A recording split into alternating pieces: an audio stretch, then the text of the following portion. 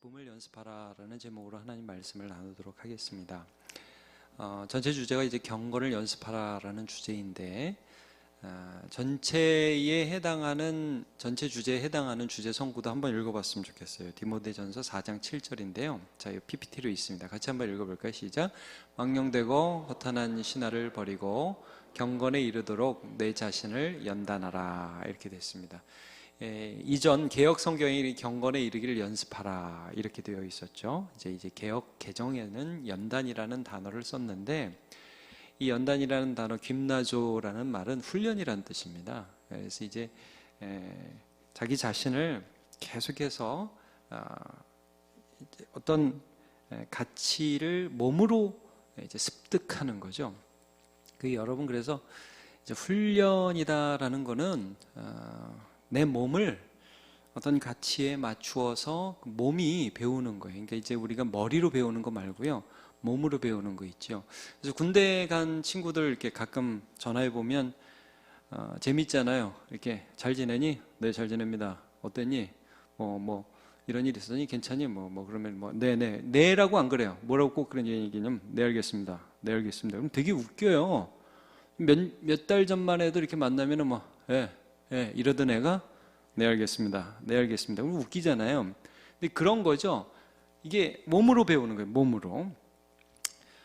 이 연단, 연습 이런 것이 우리에게 이제 왜 필요하다고 말씀을 해 주느냐? 이게 단순히 노력이라는 차원이 아닌데, 여러분, 이게 이제 거듭나고 예수를 믿잖아요. 예수를 믿으면 단번에 죄가 없어지나요? 그러지 않죠. 예수를 믿는데도 우리가 이제 죄의 습성이 남아있죠. 많은 분들이 이런 부분에 좀 의아해하고 헷갈려요. 나 예수 믿었는데 왜 옛날하고 똑같지? 왜 옛날하고 똑같은 죄를 짓지? 이런 고민을 한단 말이에요. 그러면서 그 고민이 더 나가면 나 예수 안 믿는 거 아니야? 이렇게까지도 나간단 말이죠. 근데 이제 이거는 우리가 예수를 믿어서 새로운 성품, 하나님을 사랑하는 마음이 들어왔는데 몸에는 뭐가 배어 있냐면 옛날 성품이 배어 있는 거예요. 그래서 여러분, 우리가 예수를 믿으면 그때로부터 시작해서 평생 동안 경건을 연습해 가게 됩니다. 그래서 하나하나 바뀌어가는 거예요. 물론 거듭나는 시점에 있어서 굉장한 변화를 많이 경험하는 분들도 계시기는 해요. 술을 끊었다, 욕을 끊었다, 이런 경우 있지만, 근데 제가 간증은 좀 술 끊은 간증은 많이 들었는데 욕 끊는 건 한 번에 안 되는 것 같아요. 굉장히 좀 오래 걸리는 일 같아요. 그래서 여러분, 우리가 이제 이 부분에 있어서 몸으로 배운다라는 것을 좀 늘 기억했으면 좋겠어요. 습관이 영성이다라는 책이 있어요. 스미스라는 신학자가 지은 책인데, 이 사람이 이런 얘기를 해요. You are what you love. 그래가지고 당신이 생각하는 사람이 당신이 아니라 당신이 사랑하는 사람이 당신이다. 이게 좀 말이 어려운데 제가 조금만 설명을 할게요. 여러분, 사람이요, 생각은 이렇게 해요. 우리 기도 많이 해야지, 이렇게 해요. 그죠? 여러분 다 그렇게 생각하시죠? 생각은 우리 사랑하고 섬겨야지, 용서해야지. 생각은 다 그렇게 하시죠? 그렇게 생각 안 하는 분 계십니까? 근데 여러분, 이게 거듭나지 않은 사람은 생각도 그렇게 안 돼요. 근데 이제 거듭난 사람들, 예수님을 안 사람들은 예수님의 가치에 순종하고자 하는 기본적인 마음과 생각이 있긴 있어요. 근데 몸이 안 따라줘요. 그래서 이 사람이 무슨 얘기를 하냐 하면, 우리 안에 성령을 따라 행하는 습관들, 이게 몸으로 자꾸 배워야 된다는 거예요. 신앙을 몸으로 배워야 된다는 거예요. 머리로 배우는 게 아니라 몸으로 배워야 된다는 거예요. 실제 그래서 여러분, 기도도 해봐야 된다는 거예요. 그러니까 자녀들에게도 영적인 습관을 가르쳐야 된다는 거고, 예배도 해봐야 된다는 거예요. 그래서 자꾸 하면서 어느 순간이 되면 몸으로 배운다는 거죠. 이게 굉장히 중요해요. 여러분, 그래서 김유신도 어느 날 말이 자기가 이렇게 좀 피곤해서 졸았더니 김유신 말이 어디로 갔대요? 하여튼 거기 갔대잖아요. 이게 습관이거든요. 말도 맨날 가던 데 가고. 제가 지난주에 우리 중고등부 신입생 환영회를 했는데요. 신입생 환영하다가 놀라운 광경 하나를 목격했습니다. 여러분, 이제 공기 아시죠? 공기놀이. 공기놀이를 우리 신입생들이 하기 시작했어요. 중학교 1학년, 2학년. 요즘에도 그거 하더라고요. 어릴 때 해보셨죠?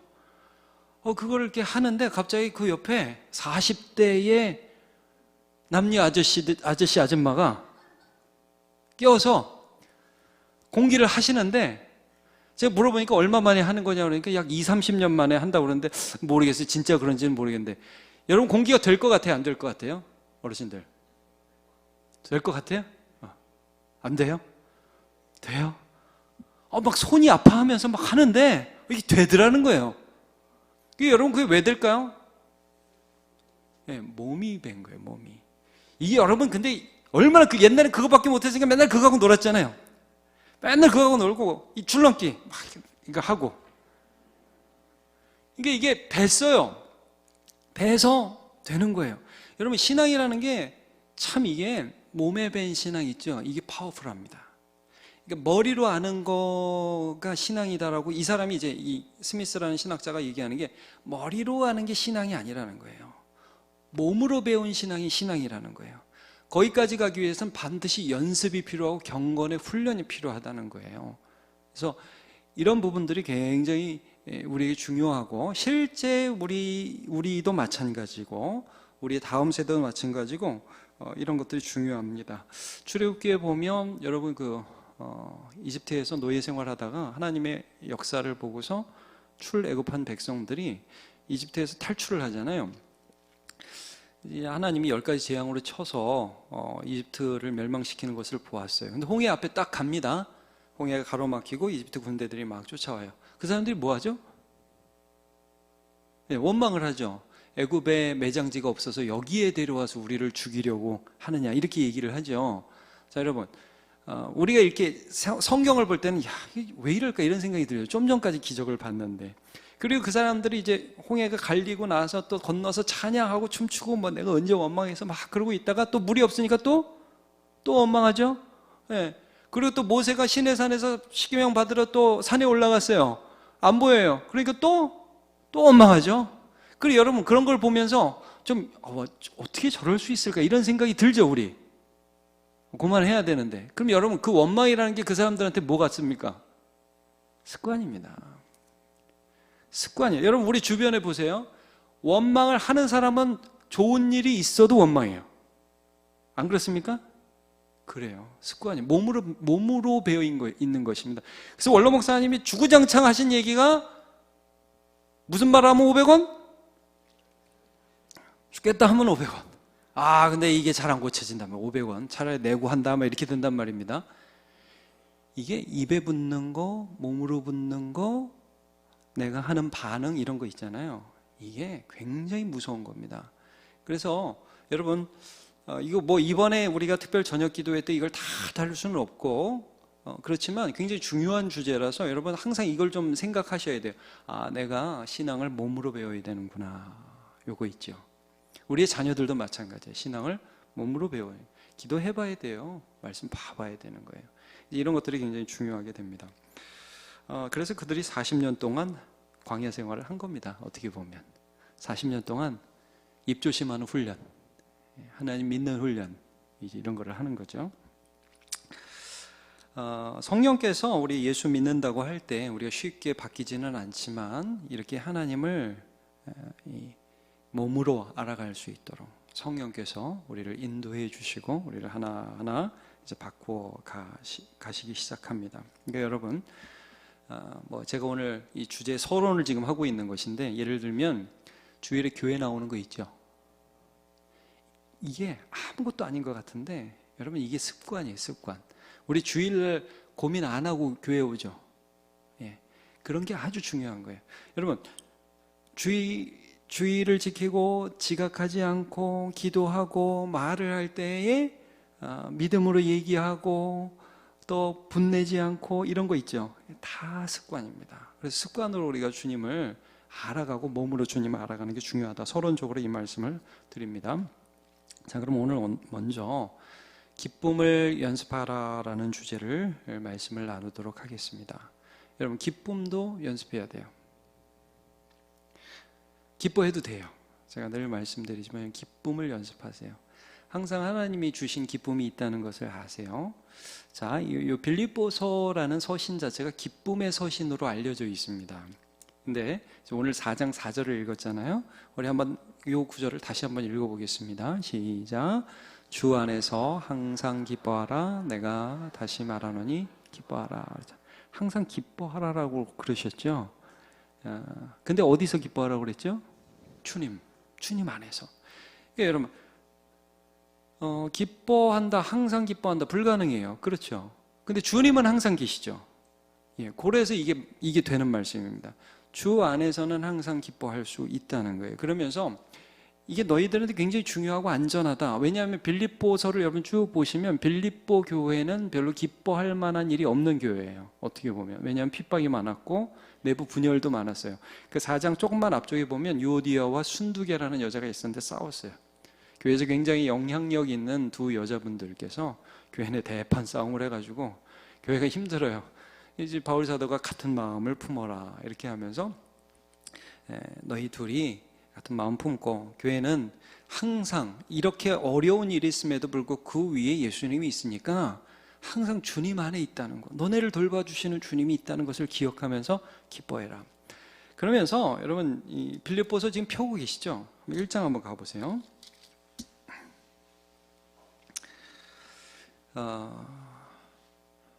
이 1장을 보면 이제 바울 사도가 빌립보 성도들을 위해서 간구를 하는데 쭉 간구하는데 하나님이 너희 안에서 일하고 계셔서 나 너무너무 기쁘다 하면서 12절에 보면 나는 지금 복음 전파를 위하여 애쓰다가 지금 감옥에 갇혔다 이렇게 얘기를 해요. 말씀을 해요. 근데 자기가 이제 감옥에 갇혔으니까 여러분 기쁠 일이 뭐가 있겠어요. 힘들고 어렵기만 하죠. 얼마나 그 로마 시대 감옥이 춥고 힘들었겠습니까? 근데 더 염장 지르는 일이 있었으니 무슨 일이냐 하면 바울이 그 감옥에 갇힌 틈을 타서 이 어떤 사람들이 시기를 했어요. 바울이 너무 잘 나가니까, 너무 훌륭한 선생님이니까. 그래가지고 내가 이 기회, 바울이 영향력을 끼칠 수 없는 이 기회를 타서 내가 전도 더 많이 해야지 이러면서 막 사역을 했단 말이에요. 근데 거기에 대해서 바울 사도가 뭐라고 지금 고백을 하느냐? 17절 그들은 나의 매음에 괴로움을 더하게 할 줄로 생각해 순수하지 못하게 다툼으로 그리를 전파하느니라. 18절을 같이 읽어보죠. 시작. 그러면 무엇이냐? 거칠애로 하나 참으로 하나 무슨 방도로 하든지 전파되는 것은 그리스도니 이로써 나는 기뻐하고 또한 기뻐하리라. 나는 예수님이 지금 예수님의 나라가 전파되기 때문에 기뻐하고 또 기뻐하겠다. 굉장히 기뻐하겠다는 말씀을 해주고 계셔요. 여러분 우리 예수 안에서 기뻐하시기를 축복합니다. 네, 기뻐해도 돼요. 애들은 되게 순수하게 기뻐하죠. 여러분 애들 놀 때 까르르 까르르 울면서 기뻐하죠. 어른들은 그거 보면서 좋을 때다 그런 인상 쓰고 있죠. 그럼 우리 기뻐해도 돼요. 예수 안에서. 자, 쭉 보시면 그 다음에는 무슨 고백을 또 하냐면 나 죽어도 된다. 네, 나 죽어도 된다. 21절 보세요. 내가 사는 것이 그리스도니 죽는 것도 유익함이라. 이렇게 말씀을 하고 있습니다. 2장 17절 보세요. 2장 17절. 만일 너희 믿음의 재물과 섬김 위에 내가 나를 전제로 드릴지라. 내가 재물이 되어서 죽임을 당한다 할지라도 나는 기뻐하고 너희 무리와 함께 기뻐하리니. 하나님이 나를 사용하신다는 것 자체를 보면서 나는 기뻐하겠다. 그러니까 여러분 바울은 항상 기뻐할 이유도 있었고 슬퍼할 이유도 있었어요. 낙심할 이유도 있었고 기뻐할 이유도 있었어요. 근데 기쁨을 선택하기 위해서 애쓰는 거 여러분 보이십니까? 주 안에서 기뻐하기 위해서 굉장히 애쓰는 거 보이시죠? 예. 나는 기뻐하고 너희 우리와 함께 기뻐하리니 이와 같이 너희도 기뻐하고 나와 함께 기뻐하라. 빌립보 고난당하는 교회를 향해서 너희에게 지금 뭐 어려움이 없다라는 얘기를 하는 게 아니라 나도 어렵고 너네도 어렵다. 근데 우리 안에 주님이 계시다. 확실하지? 주 안에서 우리 기뻐하자. 이게 안전하다. 여러분 기쁘고 즐거운 사람 옆에 있고 싶습니까? 우울하고 낙심하는 사람 옆에 있고 싶습니까? 물론 뭐 말도 안 되게 가벼운 사람이 되라는 말씀은 아닙니다. 그러나 주님 안에서 깊은 기쁨을 누릴 수 있는 사람이 되라고 말씀을 해주고 있죠. 여러분, 그래서 기쁨이 하나님께 속한 것이다 하는 것을 늘 기억하십시오. 기쁨은 하나님께 속한 것이다. 뭐 하나님이 그러면 슬퍼하지도 않고 하나님은 무슨 아픔도 없고 그렇다는 것은 아니에요. 그러나 하나님의 가장 강력한 무기와 같은 성품, 이 기쁨이라는 거죠. 그걸 우리에게 나눠주셨어요. 이번에 이제 제가 이 특별 저녁 기도회 때 참고해서 여러분과 나누는 책이 평범 이상의 삶이라는 책이에요. 존 오트버그가 썼는데, 이분이 이제 창조, 하나님의 창조에 대해서 굉장히 재미있는 글을 거기 썼더라고요. 하나님이 여러분 6일 동안 세상을 창조하셨죠? 그 6일 동안 세상을 창조하시는데, 우리 같았다면 어땠을까? 내가 하나님이었다면 어땠을까? 하면서 그 사람이 가정으로 한번 이런 글을 쓰더라고요. 창조의 1일, 아침에 하나님이 일어나서 창조를 하려고 그러는데, 창조할 게 너무 많은 거야. 막 짜증이 나. 하나님이. 그래가지고, 6일, 오늘 하여튼 할 수 있는 대로 최대한 해보자 했는데, 빛과 어둠밖에 창조를 못했어. 그래가지고 그냥 짜증이 굉장히 많이 난 상태로 나머지를 맡기고, 잘 될까? 그러면서 잠이 든다는 거예요. 우리 같으면. 둘째 날이 됐어요. 아직도 너무 많이 남았어. 어떡하지? 근심과 염려가 막 밀려오면서, 이 구상이 제대로 된 건가? 가다가 실수하면 어떡하지? 이런 식으로 이제 하루를 시작한다는 거죠. 그러면 둘째 날이 또 지나면서, 아직도 일이 너무 많이 남았어. 빨리 끝내야 되는데. 그러면서 이제 둘째 날 또 주무신다는 거죠.